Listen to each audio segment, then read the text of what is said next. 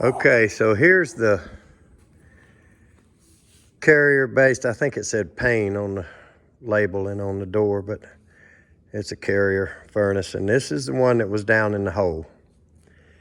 A lot of you may have seen the original video, and they had dug a really deep hole to mount its, I guess, to more than likely just to get the flue under that seal. So let's take a look first at what we did, and then we'll come back and open this thing up and see if it's not clogged up like the last one or cracked or what we're going to find. But here's what we did to replace it. Got a Payne furnace that is down in a hole,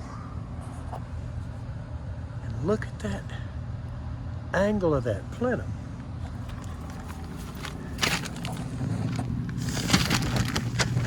I thought it had broken off for a minute, but looks like they built it that way on purpose so they could dig this pit and put the furnace down in it like that.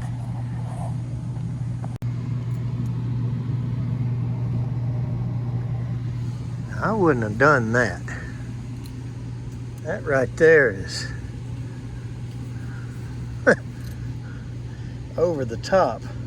So obviously the reason they buried this furnace or dug it down in a pit and made this plenum angle up and angled the transition up to the coil there.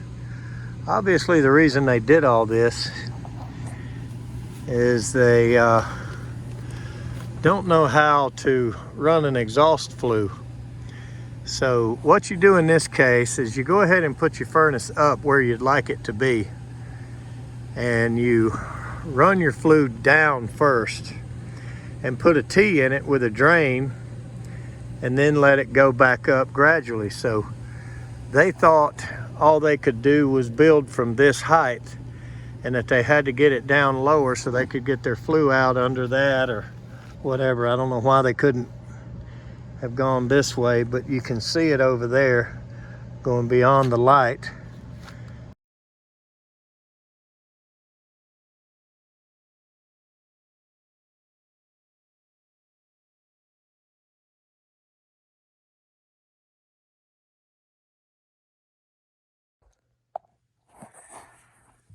So it looks good. So mostly, I remember them telling me when they were down here that mostly the hole was dug for the condensate pump, but the furnace was down low because you remember it had that angled little kick out transition on the return plenum, and they did away with that and tied it back smooth and left the installation instructions and service facts there. And so this way the flue was already under the drop seal, so it looks like they got a 45 and went straight into the furnace. And there's our concentric or eccentric, whatever we call that reducer, comes with it. So the coil is on one block and the furnace is on two more, and some brick shimming it up to where it's level. I really like it. I think it looks good. And this furnace needs a vent. This is in the instructions now, especially the S9 V2. Now this is just an S9 X1 or B1. I can't remember which we had available, but this is just a single stage furnace here. Goes with the 14 SEER air conditioner. But they require this vent, and it needs to be at the right height compared to the bottom of the collector box. And everything looks good. I'm happy with it. They sure got a better job now than than what they had. And all right, so as you can see, digging that deep hole wasn't really necessary, but anyway, this one was hitting the rollout pretty quick. So I'm gonna suspect it's clogged up, but we're gonna look at this heat exchanger and we're gonna take all this apart and see if the secondary is clogged or if the primary is clogged or what's going on with it. Typical carrier furnace design flaw, but hopefully they're past all that now, and this was just the old days. Let's get it apart.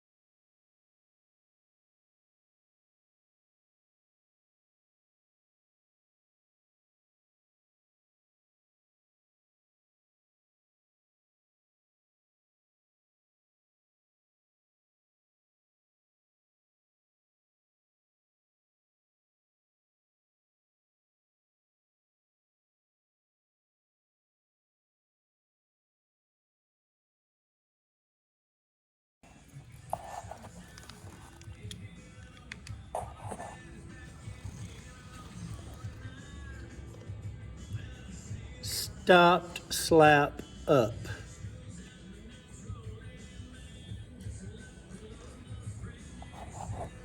I mean, plugged up. You don't really get no more plugged up than that. Let's see if we can stick something up in there and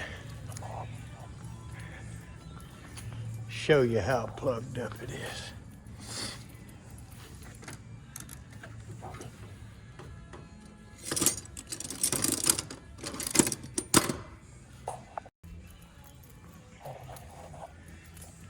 Take this old childhood lock blade.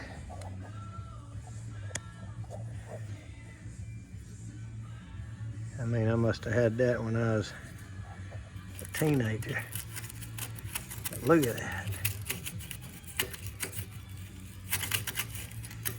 I mean, it is so completely plugged up.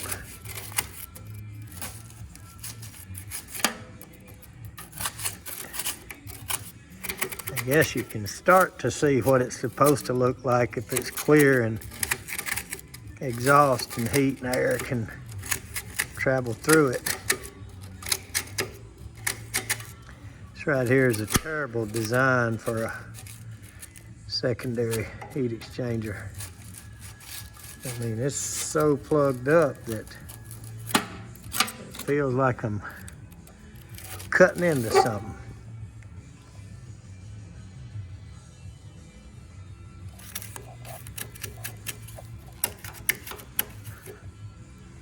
You see how thin those little plates are.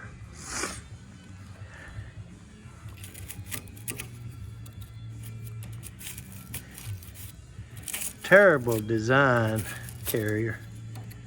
I mean, really bad.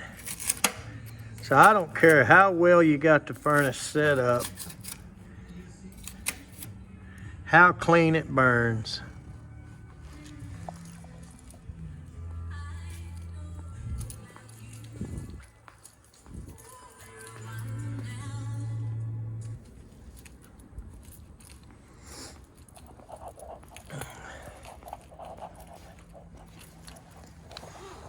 So I don't care how well you got the furnace set up or how clean it burns or whatever else. That's a terrible design. Little bitty tiny passages here. And I mean, they stop up pretty quick. I mean, a lot of you might say that the time frame that this took was a fair lifespan, but I sure wouldn't go along with that. Look at that.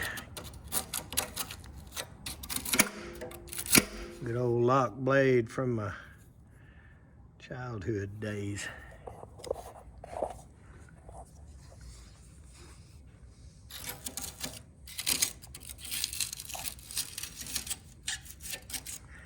That's pretty bad. And it ain't gonna work very well like that.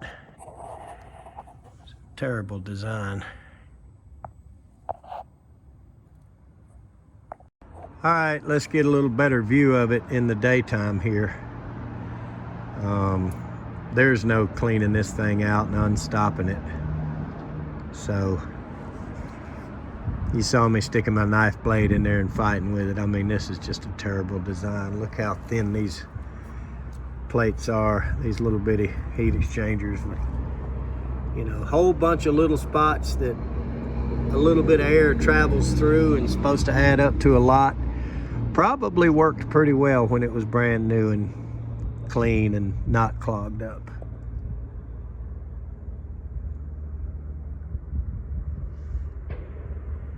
But